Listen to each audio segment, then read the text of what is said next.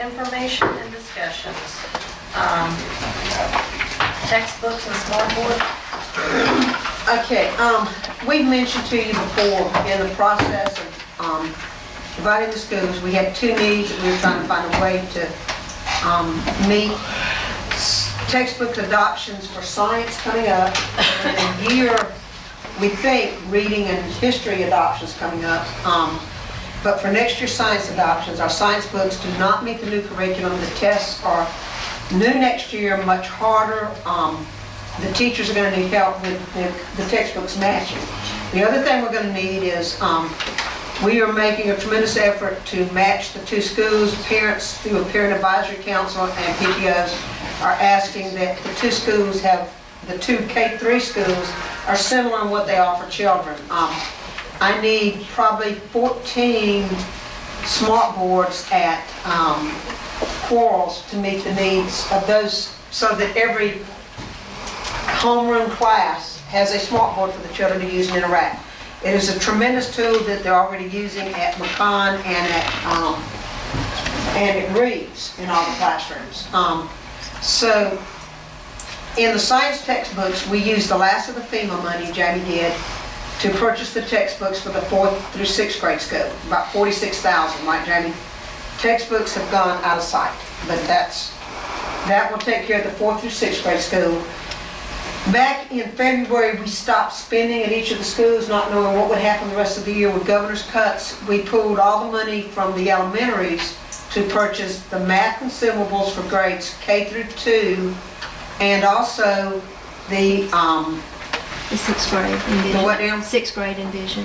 yes, we used 6th grade Envisions. We pulled all the money from my discretionary and the elementaries, so that 6th graders will use Envision Math like 4th and 5th grade. I think it's a really good series that will help our 6th graders and 6th grade teachers, and then buy the consumable math that we have to do each year.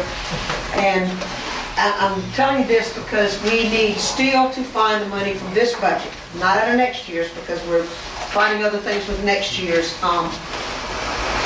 That we need the money, about $48,000, I believe, for the high school science textbooks, and also about $24,000 to $30,000 for the smart boards for Quarles.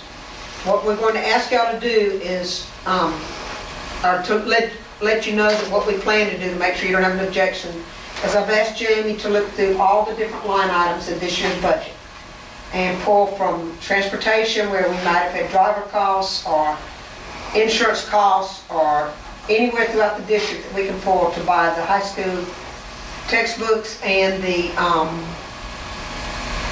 smart boards for Quarles. Now that doesn't, we aren't supplying the smart boards at the high school and middle school.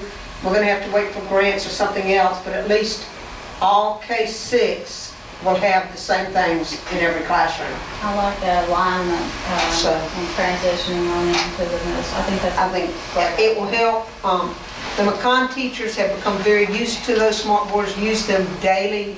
The children know how to use them, and that's a question parents have had in the realignment is, what, my child's used to this, it means a lot, they come home and talk about it, what they're doing with it. So I believe that we need to do that. I saw that Eddie wrote in his letter about that. I thought that was amazing that they took all this time with the after-school programs for the teachers and parents to all learn it. So there's a lot now. So you know, and Jeremy, I'll turn it over to you. We have $250,000 that was the gift from Leo Seal, right before he died. We have saved that for 2 years, and I want to save that for a reading adoption. They're telling us, and I know Christy and Melanie have been to state trainings where they tell us that the reading adoption, when it comes out, whether it's next year or the year after, is going to be a very, very expensive adoption, because none of our reading series match the rigor of these tests of what the children are doing. And so I think it's going to take all of that $250,000 for reading in here. And since we can find all of the science by squeezing everything and taking from everywhere, we'd like to save the $250,000, knowing that that will take care of reading. And we won't touch that for anything else. I'm sorry, Mr. Harvey, go ahead. I was just going to tell you, like on the high school science books, when she quoted $48,000, Ms. Whiten still got probably $20,000 to $25,000 in all of her line items to begin with. I mean, they they basically quit spending over there. So They all did. it's not like I'm looking for the whole $48,000 or for 40 of it, because I think he used 8 of current textbook money. So it's gonna leave about 40,000.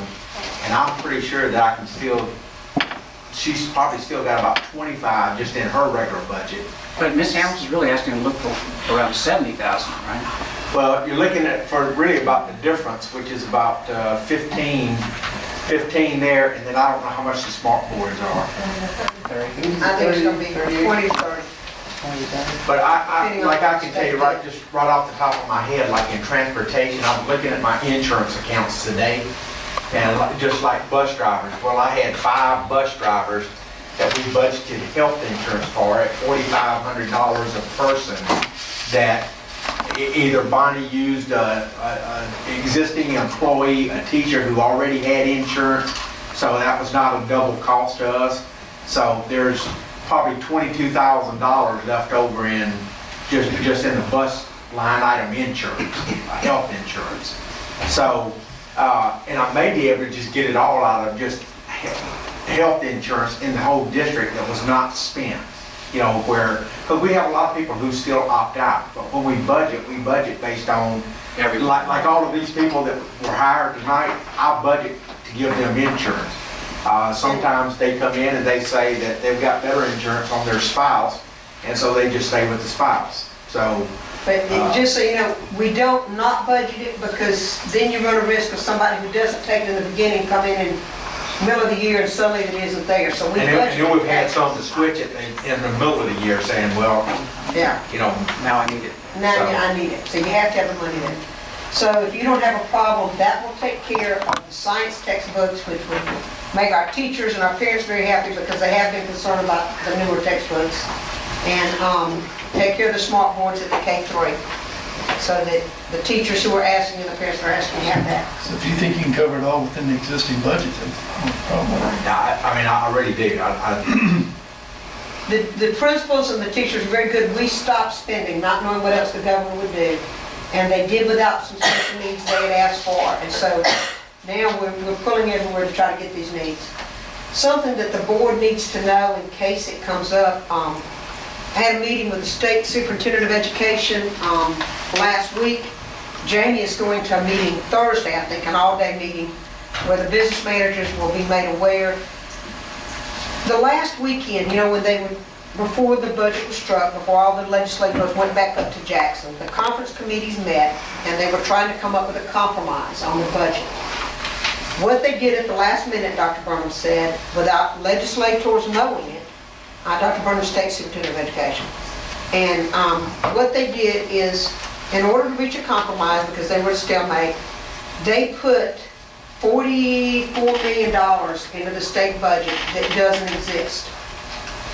So the figures we were given that we thought we had to work with, and by the way, the legislators didn't know that, so it came out of conference, approved, and went to the legislature, they signed it and went home.